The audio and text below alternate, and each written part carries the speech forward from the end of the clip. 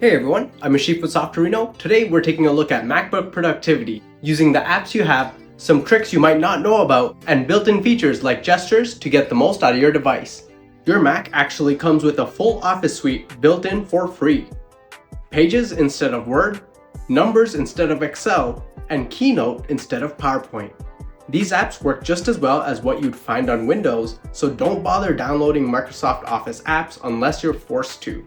Now, if you're a student, you probably take a lot of notes. Well, you need to look at the Notes app because it's super powerful. You can create folders for your classes, and inside of each folder, you can have subfolders for lecture notes, labs, tutorials, and whatever you need. And it's not just typing. You can add tables, images, and even solve math equations or create graphs. One of my favorite tricks is using the hot corners on the bottom right to open notes instantly. You don't even have to switch apps. Just open it and start typing. Hot corners can be customized in your system settings if you want to place notes elsewhere or change the function entirely. But what about PDFs, downloads, and other files? That's where Finder comes in. It works just like Windows Explorer, but with some nice built-in extras. You can open most files right inside of Finder without launching an app. Just select the file and press spacebar. This saves you time and keeps your Mac from cluttering up with more open apps. You can also organize by color coding your folders. Just right-click any folder and choose a color. And if you want even more customization, there's an app called Folder Colorizer for Mac made by Softorino, and you can use any color, emojis, or even your own photo to make your folder stand out. While we're talking about productivity, don't forget about Mail. Instead of going to gmail.com all the time, use the Mail app. You'll get better notifications, and it syncs with your iPhone and iPad, so it keeps everything in one place.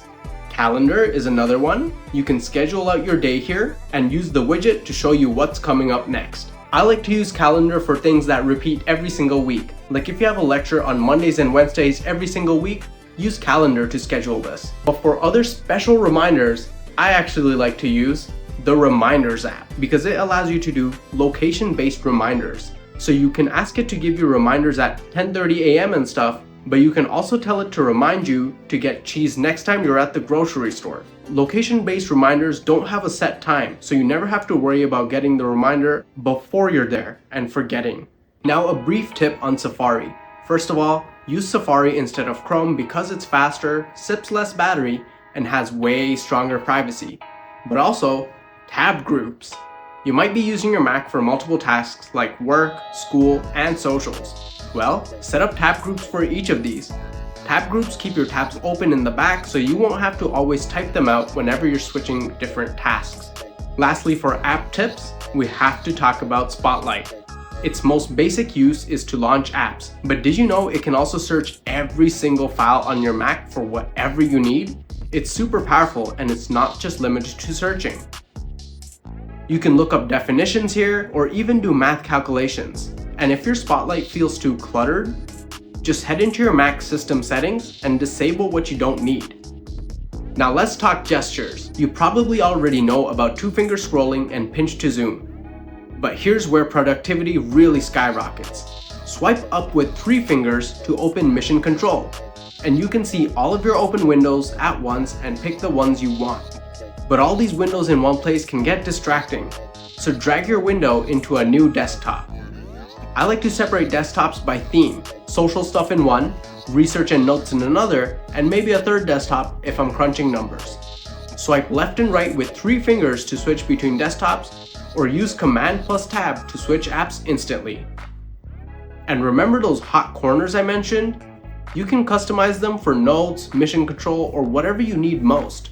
Combined with desktops and gestures, it makes focusing and moving between your tasks way faster.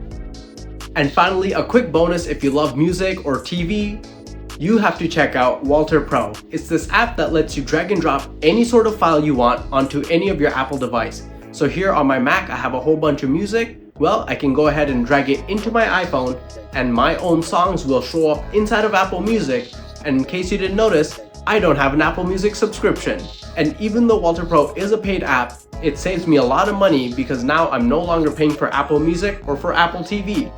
If you found this video helpful, make sure you leave us a thumbs up and subscribe because we post awesome Apple tips and tricks. Thanks for watching. Softorino.